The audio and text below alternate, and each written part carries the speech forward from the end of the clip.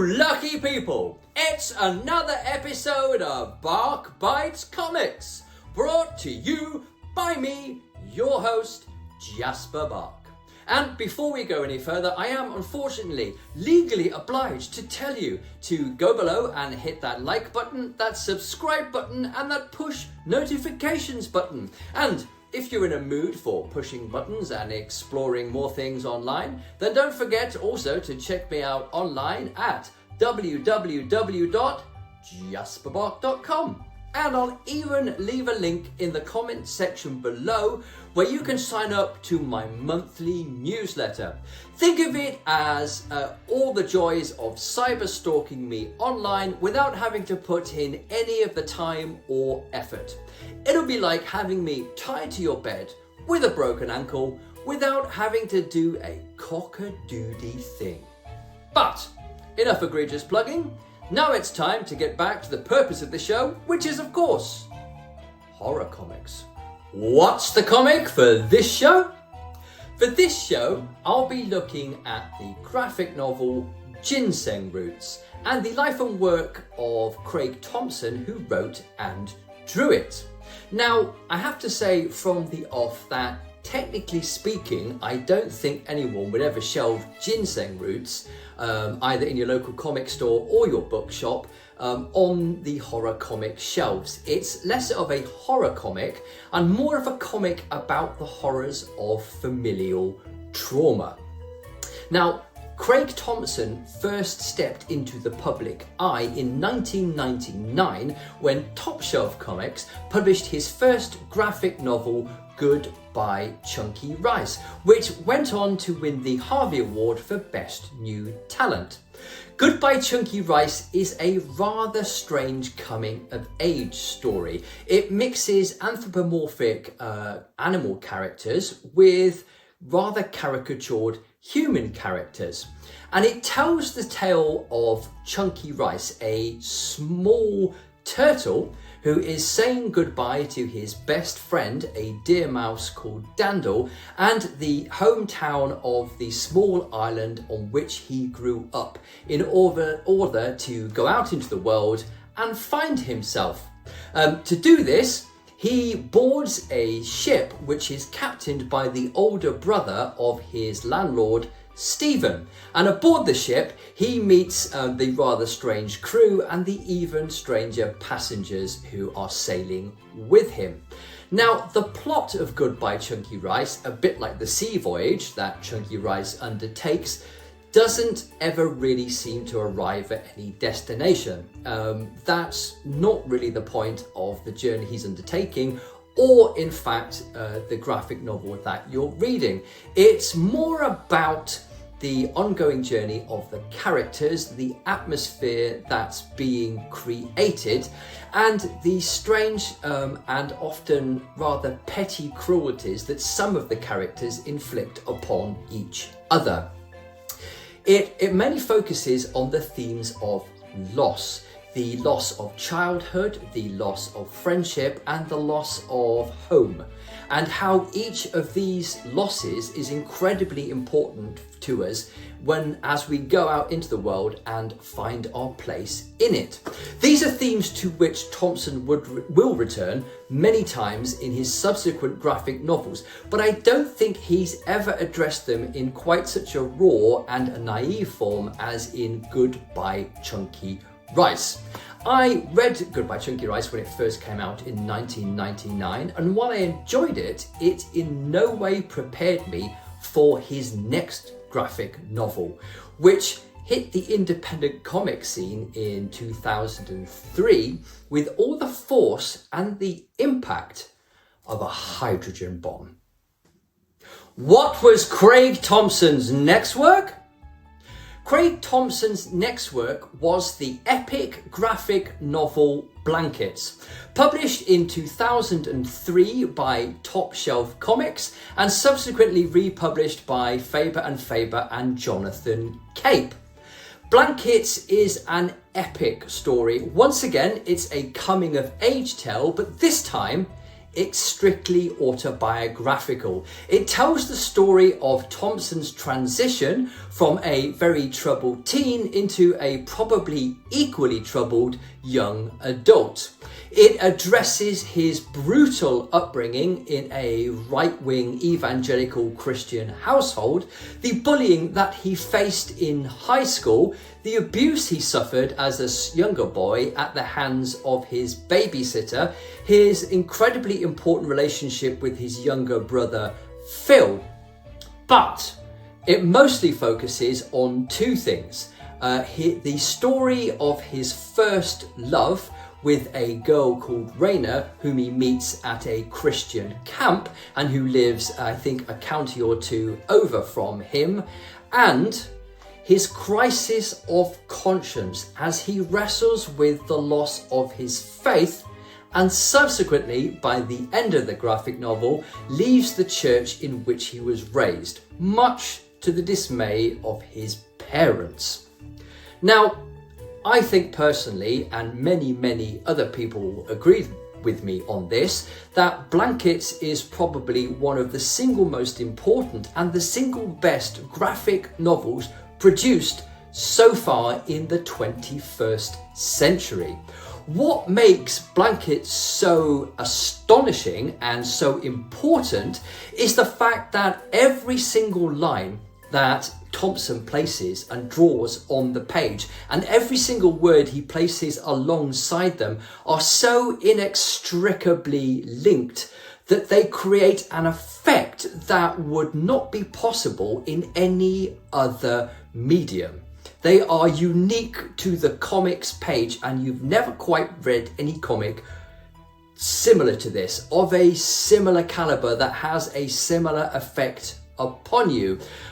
If you were to watch Blankets either as an animation or a live action film, or read it in a text adaptation, it would not have the same effect upon you. It would not evoke the same feelings within you. It is uniquely a comic, can only be expressed as a comic, and it's uniquely moving because of the way it adapts, expands, and pushes the expressive boundaries of the comic medium. Many critics believe actually that it's probably a high point in Thompson's career. When it was released to universal acclaim, and it catapulted Thompson onto an international stage. Many commentators and critics of his work have actually argued that his subsequent work never quite reached the same highs as Blankets. What were Craig Thompson's next projects? Craig Thompson followed Blankets in 2011 with the equally epic Habibi, an Orientalist fantasy that's very much in the same vein as Richard Burton's 1001 Arabian Nights. It was conceived by Thompson as a way to counter what he saw as the rising tide of Islamophobia in the wake of the 9/11 attacks. It tells the story of an Arab girl called Dodala and an African boy called Zam, who meet in the mythical land of Wanatolia when they escape slavery as children. The epic tale goes on to impart their trials and tribulations as they transform into entirely new individuals and search for truth and meaning both in their faith and family. Habibi has been universally praised for its absolutely breathtakingly beautiful artwork and graphics, which among other things celebrate Arabian calligraphy. However, it has also drawn a few critical barbs from commentators for its depictions of SA. I would perhaps argue, sympathetically, that the depiction of SA, which is an ongoing theme throughout Habibi, is probably Thompson's way of wrestling with and processing the SA he himself suffered at the hands of a babysitter that he depicts in Blankets. It also drew criticism with claims of cultural appropriation because Thompson isn't himself in any way connected either to the Muslim faith or any Arab culture. And some critics claimed that he fell prey to the very same traps that Western commentators often fall into when dealing with Oriental fantasy. And while Thompson might have been attempting to parody these, he sometimes could be criticised for doing the very thing that perhaps he's trying to satirise. All of this criticism aside, while Habibi isn't perhaps an absolutely perfect work, it does still border on being an artistic masterpiece. It is an incredibly emotionally affecting story that takes you on a ridiculously mind-blowing journey, and I can very much recommend it to you as an exceptional work of art in the graphic novel medium. He followed Habibi with the lesser comics travelogue Carnet de Voyage, and in 2015 he followed this with the middle grade science fiction space adventure Space Dumplins, which tells the story of a young girl called Violet who is raised by her parents aboard a salvage spaceship. And Violet has to undergo a very dangerous mission to find her father when he goes missing on an extremely hazardous job.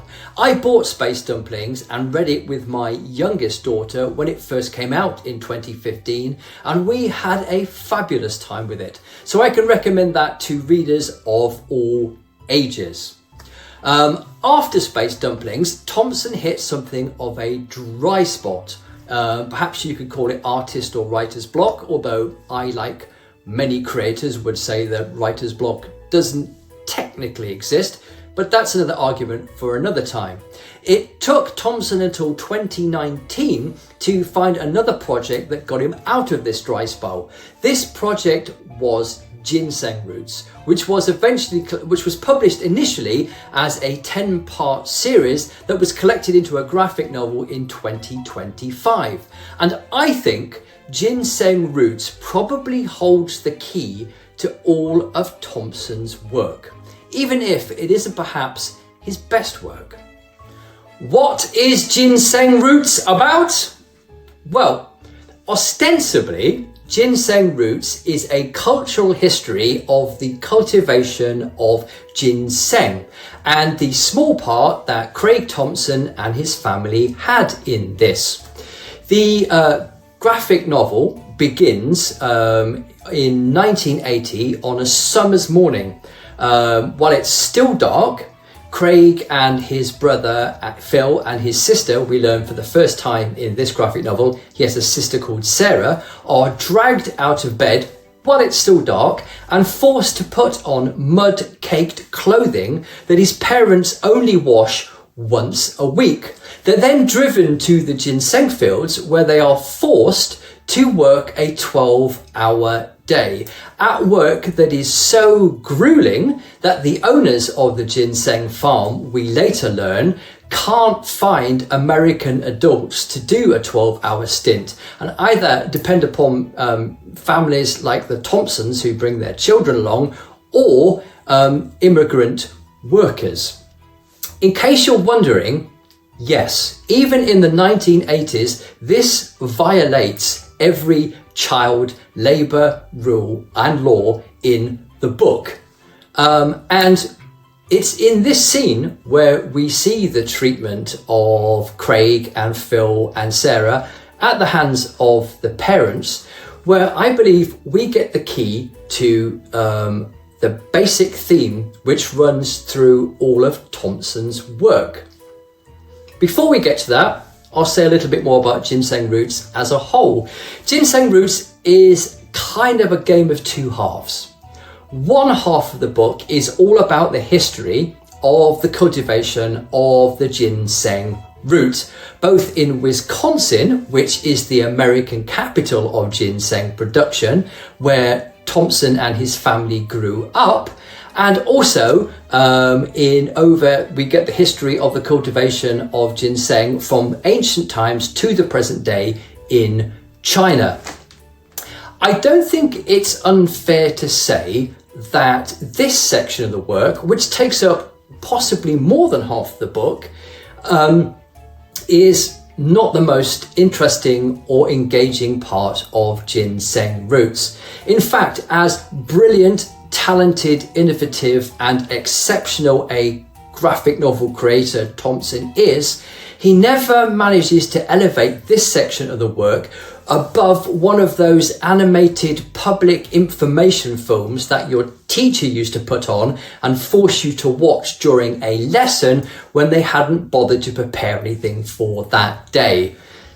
That kind of is the level. I'm not the only commentator to have mentioned that these are the least engaging parts of this work. Perhaps some have suggested the least successful parts of any of Thompson's work. However, Ginseng Roots, the other part of Ginseng Roots, the other half of it, which I haven't mentioned, I believe more than makes up for this perhaps small deficiency in an otherwise brilliant work.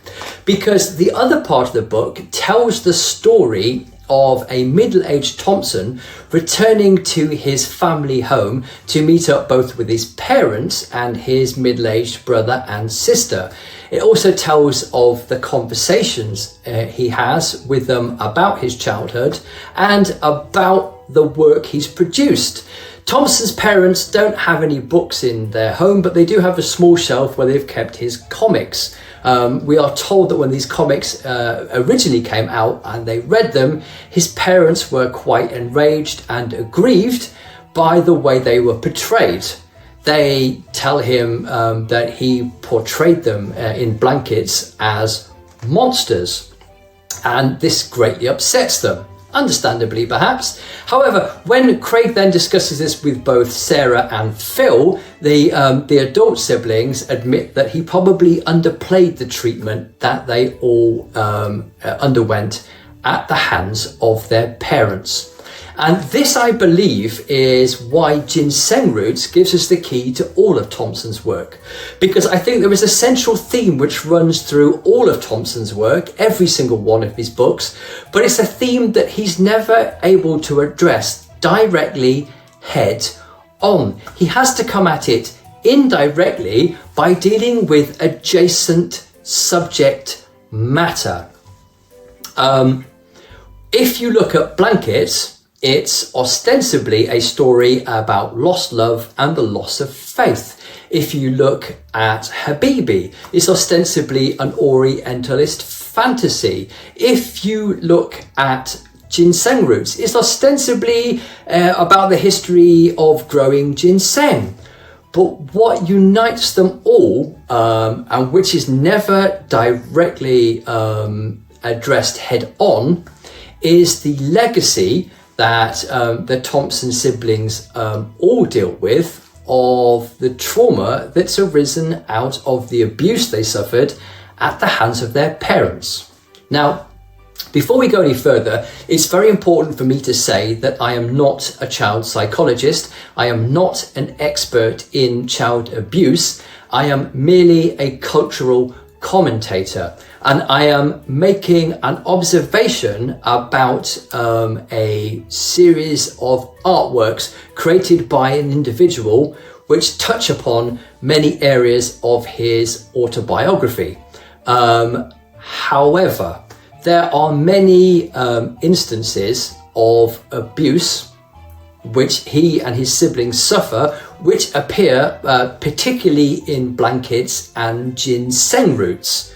They're never directly called abuse or called out as abuse, but it's pretty obvious that's what they are. As very, very young children, both Phil and Craig were locked away overnight in small, dark, damp, unhygienic, dusty spaces for nights at a time for incredibly minor infractions like talking after lights out when they'd gone to bed.